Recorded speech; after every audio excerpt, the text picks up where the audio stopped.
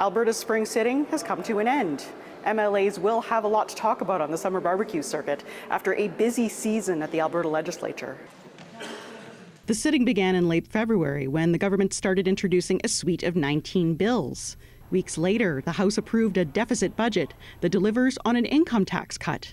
That was an election promise. They passed a new law that will make Alberta one of the first provinces to allow healthcare workers and family members to force an adult into involuntary addiction treatment. And by 2027, Alberta will have a no-fault auto insurance system that prevents an injured person from suing in most cases.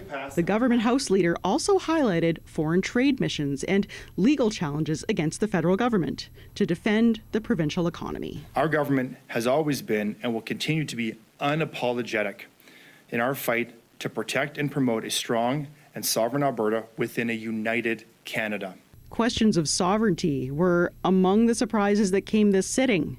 There were legislative changes the government did not campaign on, including a bill that makes it easier for citizens to force a provincial referendum, something that activists promoting Alberta separation have celebrated. It prompted anger from First Nations leaders who say that a last-minute tweak to the bill still does not protect their treaty rights. I think this has just opened a Pandora's box of issues and concerns. One political scientist says it was a move to appease the Premier's political base that now threatens Alberta's economy and trade relationships. It's clearly gotten away from the Premier, and a couple of amendments to the original proposal is far from sufficient to address all of those questions. That same bill also reopened the door to corporate and union donations to political parties, eliminated vouching for voters, raised political donation limits, and banned voting tabulators.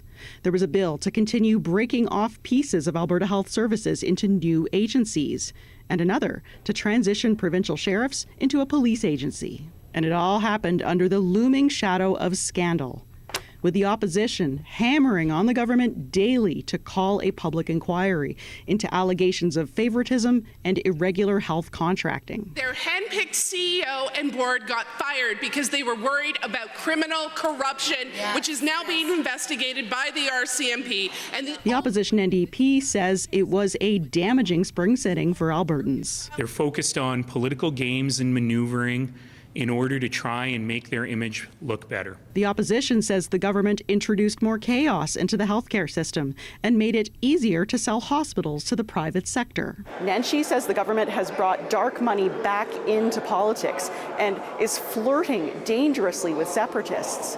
He says he can't understand how they'll explain these changes to constituents this summer. Scow says his government has had to be nimble, responding to global and economic threats as they show up. The next thing we're watching for, 3 empty seats that need by-elections. We're expecting the Premier to call those by-elections this summer. Janet French, CBC News, Edmonton.